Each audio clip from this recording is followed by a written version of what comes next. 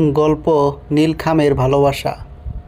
শ্রাবণের এক পশলা বৃষ্টির পর ঢাকার আকাশটা তখনও কিছুটা মেঘলা। মিরপুরের ব্যস্ত রাস্তা ধরে গুটি গুটি পায়ে এগিয়ে চলছে মাইশা। মধ্যবিত্ত পরিবারের চঞ্চল, কিছুটা অভিমানী আর ভীষণ জেদি এক মেয়ে। আজ তার জীবনের একটা বড় দিন। অনেক কাঠখড় পুড়িয়ে বেশ কয়েকটি ইন্টারভিউয়ের টেবিল পার করে অবশেষে শহরের নামকরা কর্পোরেট প্রতিষ্ঠান ইনফিনিটি গ্রুপ এর তার চাকরি হয়েছে। আজ তার জয়েনিং ডে। মাইশার মনে একই সাথে কাজ করছে একরাশ উত্তেজনা আর কিছুটা ভয়। নতুন কর্মক্ষেত্র, নতুন মানুষ, সব কিছু কেমন হবে তা নিয়ে ভাবনার অন্ত নেই। বাসের ধকল সামলে যখন সে কাচ ঘেরা বহুতল ভবনটির সামনে এসে দাঁড়ালো, তখন তার বুকের ভেতরটা দুরু দুরু করে কাঁপছিল। অফিসে পা রাখতেই সেন্ট্রাল এসির ঠান্ডা হাওয়া আর চারপাশের গম্ভীর কর্পোরেট পরিবেশ দেখে সে নিজের জর্জেটের ওড়নাটা একটু টেনে ঠিকঠাক করে নিল। সবাই নিজ নিজ ডেস্কে ল্যাপটপ নিয়ে মগ্ন। কেউ কারো দিকে তাকানোর সময় নেই। রিসিপশনে দাঁড়িয়ে থাকা মেয়েটি মাইশাকে দেখে মিষ্টি হেসে বলল, স্বাগতম। আপনি মিস মাইশা, তাই তো? আপনি সোজা করিডোর ধরে গিয়ে শেষ মাথার বড় সাহেবের কেবিনের দিকে চলে যান। স্যার আপনার জন্যই অপেক্ষা করছেন। মাইশা বুক ভরে একটা দীর্ঘশ্বাস নিয়ে এগিয়ে গেল। সে জানত না এই কাছের দেয়ালের ওপারে তার জন্য কেমন এক ঝড় অপেক্ষা করছে।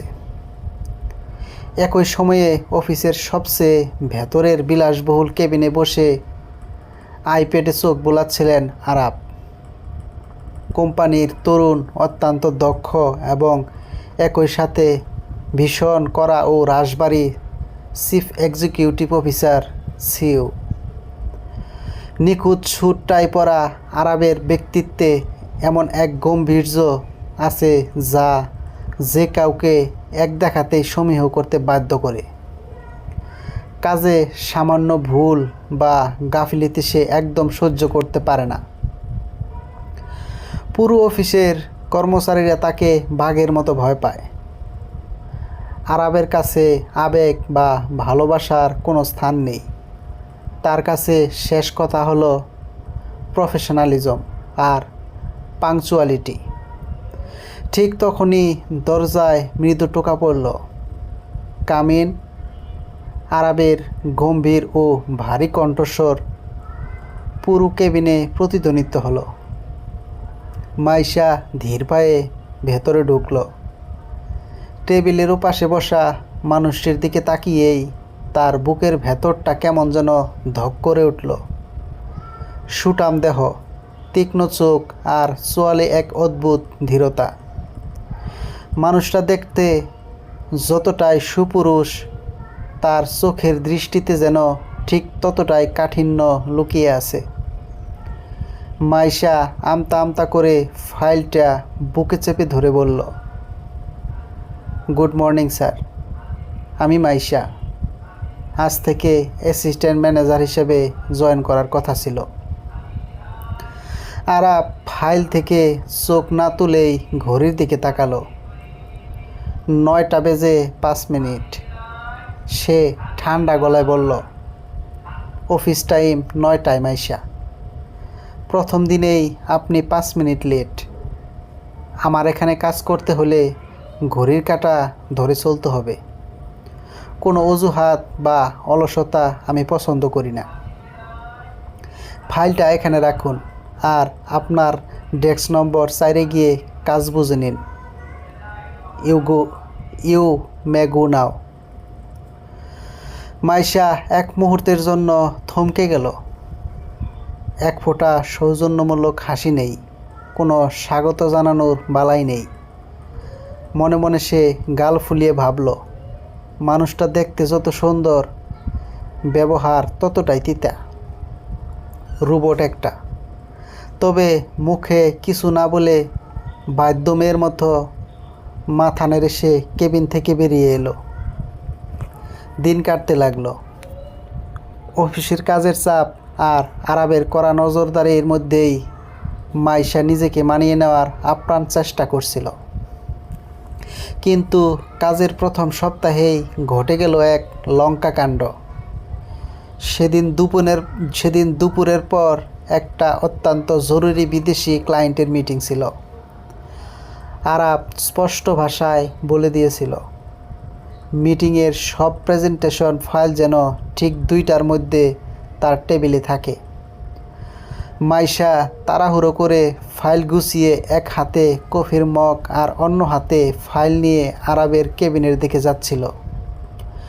ঠিক তখনই করিডোরের পিচ্ছিল মেঝেতে তার জুতা জোড়া মচকে গেল।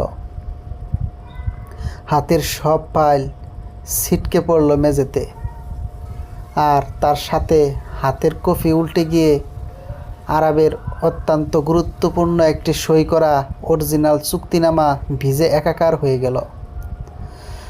মাইশার তখন মনে হচ্ছিল মাটির নিচে ঢুকে যায়। ভয়ে তার হাত পা কাঁপতে লাগলো। ঠিক সেই মুহূর্তেই কেবিন থেকে বেরিয়ে আসছিল আরাব।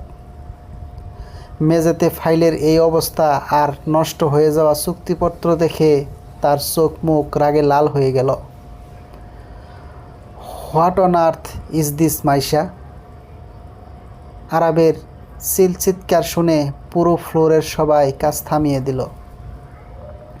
এই আপনার কাজের নমুনা? একটা ফাইল আপনি সোজা করে ধরে রাখতে পারেন না। You are so careless and unprofessional.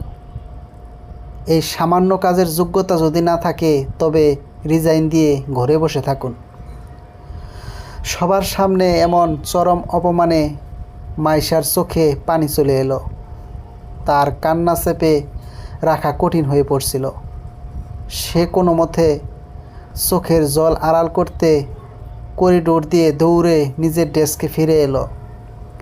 কিন্তু ডেস্কে বসে কাঁদলেই সবাই দেখবে, তাই চরম অভিমান আর লজ্জায় সে টেবিলের নিচে আড়ালে গিয়ে গুটিসুটি মেরে বসে রইল, যেন নিজেকে এই পৃথিবীর বুক থেকে লুকিয়ে ফেলা যায়। তার এই অদ্ভুত ছেলেমানুষি রাগ ও দুঃখ দেখে অফিসের অন্য সহকর্মীরা মনে মনে হাসলেও আরাব দূর থেকে দেখে ভীষণ বিরক্ত হলো। তার মনে হলো এই মেয়েকে দিয়ে কর্পোরেট অফিসের কাজ হবে না। কিন্তু কিছুক্ষণ পর যখন অফিসের সবাই লাঞ্চে গেল, আরাব পা টিপে টিপে মাইশার ডেস্কের সামনে এসে দাঁড়ালো। সে নিচু হয়ে দেখল মেয়েটি এখনও টেবিলের নিচে হাঁটুতে মুখ গুজে ফুপিয়ে কাঁদছে। তার লাল হয়ে যাওয়া নাক আর ভেজা চোখ দেখে আরাবের পাথুরে মনের কোথাও যেন একটা মৃদু দোলা লাগলো। সে নিজেকে একটু শান্ত করে মনে মনে ভাবল, হয়তো একটু বেশি কড়া শাসন করে ফেলেছে সে। একটা মেয়ের মন এভাবে ভাঙা ঠিক হয়নি। আরাব পকেট থেকে তার নিজস্ব রুমালটা বের করে টেবিলের উপর রেখে কোনো কথা না বলে চলে গেল। একদিকে কাজের ক্ষেত্রে দুজনের এই দা কুমড়ো সম্পর্ক, অন্যদিকে নিয়তি তাদের অন্য এক সুতোয় বাঁধতে শুরু করলো। কিছুদিন পর অফিসের একটা নতুন প্রজেক্টের সাইটে ভিজিটের জন্য আরাব এবং মাইশাকে ঢাকার বাইরে গাজীপুরের একটি নিরিবিলি রিসোর্টে যেতে হলো। অফিসের বাইরে এসে আরাব মানুষটা যে কতটা অন্যরকম হতে পারে তা মাইশা প্রথমবার টের পেল। সারাদিন ক্লায়েন্টদের সাথে মিটিং আর সাইট ঘোরার পর সন্ধ্যায় রিসোর্টে যখন মৃদু বাতাস বইছিল, চারপাশটা সবুজে ঘেরা, রিসোর্টের খোলা লন এ একটা কাঠের টেবিলে দুজনে মুখোমুখি বসলো। আরাব স্যুট খুলে ক্যাজুয়াল শার্ট পরেছিল। তাকে আজ অনেক বেশি সহজ লাগছিল। দুটি ধোয়া ওঠা চায়ের কাপ টেবিলে রাখা। আরাব চায়ের কাপে চুমুক দিতে দিতে হঠাৎ বলল, আচ্ছা মাইশা, আপনি সবসময় এত চিল্লাপাল্লা করেন কেন বলুন তো? ভুল করবেন আপনি, আবার রাগও দেখাবেন আপনি। আমার তো মনে হয় মেয়েরা একটু কম বোঝে, কিন্তু চিল্লায় বেশি। এটা কি সত্যি? মাইশা চায়ের কাপটা ঠাস করে টেবিলে নামিয়ে রেখে চোখ বড় বড় করে বলল, একেবারেই না স্যার, মেয়েরা ঠিকই বোঝে, কিন্তু আপনারা ছেলেরা এতটাই অহংকারী আর একগুঁয়ে যে আমাদের মনের কোনো কথাই আপনাদের কানে ঢোকে না। আপনারা শুধু অর্ডার দিতে পারেন, মানুষের অনুভূতি বুঝতে পারেন না। আরাফ হঠাৎ হালকা করে হাসল। সেই হাসিতে কোনো কৃত্রিমতা ছিল না, কোনো অহংকার ছিল না। চাঁদের আলোয় আরাবের সেই নিষ্পাপ হাসি দেখে মাইশা প্রথমবার মুগ্ধ হয়ে তাকিয়ে রইল। তার মনে হলো এই কঠিন মানুষটার হাসির পেছনে কত সুন্দর একটা মন লুকিয়ে আছে। সেদিন রাতে রুমে ফিরে মাইশা বিছানায় এপিট-ওপিট করতে লাগলো। তার কেবলই মনে হতে লাগলো আরাব নামের এই কঠিন মানুষটার প্রতি সে এক অদ্ভুত টান অনুভব করছে। অন্যদিকে আরাবও তার রুমের ব্যালকনিতে দাঁড়িয়ে অন্ধকারের দিকে তাকিয়ে মাইশার সেই দুষ্টু মিষ্টি মুখ, তার চঞ্চলতা আর তার অভিমানী চোখের কথা ভাবছিল।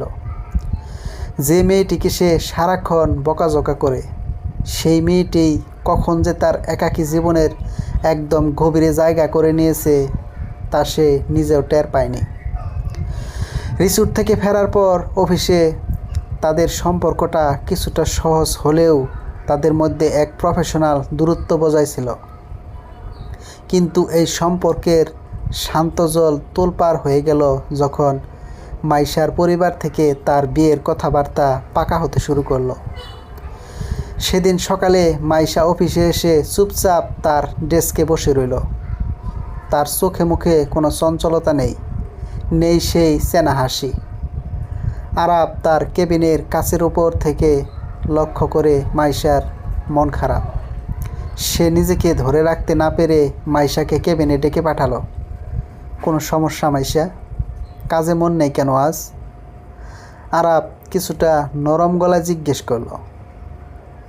মাইশা মাথা নিচু করে বলল, স্যার, আমি সম্ভবত আগামী সপ্তাহ থেকে আর অফিসে আসব না। এই আমার পদত্যাগপত্র। আরাবের হাতের কলমটা আটকে গেল। সে চমকে উঠে বলল, মানে? হঠাৎ চাকরি ছাড়ছেন কেন? অন্য কোথাও ভালো অফার পেয়েছেন? না স্যার, আমার পরিবার থেকে বিয়ে ঠিক করেছে। ছেলে প্রবাসী। বিয়ের পর আমাকে দেশ ছেড়ে চলে যেতে হবে।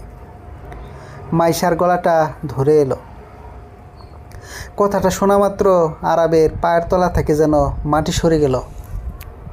তার বুকের ভেতরটা দুমড়ে মুচড়ে গেল। সে বুঝতে পারল এতদিনের তৈরি করা প্রফেশনালিজম, ব্যক্তিত্ব আর ইগোর চাদর এক মুহূর্তেই ছিন্ন ভিন্ন হয়ে গেছে। মাইশাকে ছাড়া তার এই সুন্দর অফিস, তার এই গোছানো জীবন আর সেই আগের মতো একঘেয়ে, নিষ্প্রাণ আর অন্ধকার হয়ে যাবে। সে কোনোভাবেই মাইশাকে হারাতে পারে না।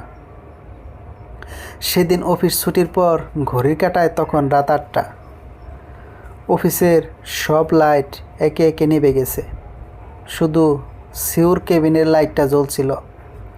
সবাই চলে গেলেও মাইশা তার টেবিল গোছাচ্ছিল। ঠিক তখন আরাব তার কেবিন থেকে বের হয়ে মাইশার ডেস্কের সামনে এসে দাঁড়ালো। তার চোখে আজ কোনো সিউরশীল চিৎকার নেই, কোনো কঠোরতা নেই। আছে শুধু এক বুক আকুলতা, অধিকার আর হারানোর তীব্র ভয়। আরাব কোনো কথা না বলে মাইশার হাত দুটো আলতো করে কিন্তু শক্ত করে ধরে ফেলল। মাইশা চমকে উঠে হাত চালানোর চেষ্টা করে বলল, স্যার, এ কী করছেন? কেউ দেখে ফেলবে। ছাড়ুন, আমার দেরি হয়ে যাচ্ছে। কোথাও যাওয়া হবে না আপনার। আমি আপনাকে কোথাও যেতে দেব না। আরাবের কণ্ঠস্বরে এক অদ্ভুত কাঁপন। মানে কেন স্যার? আপনি তো আমাকে সারাক্ষণ বকতেন, চাকরি ছেড়ে দিতে বলতেন, আজ আমি চলে যাচ্ছি। আপনার তো খুশি হওয়ার কথা। মাইশা অভিমানী চোখে তাকালো।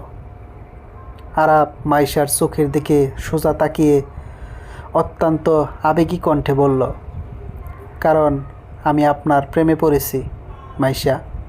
হ্যাঁ, আমি ভুল করেছিলাম।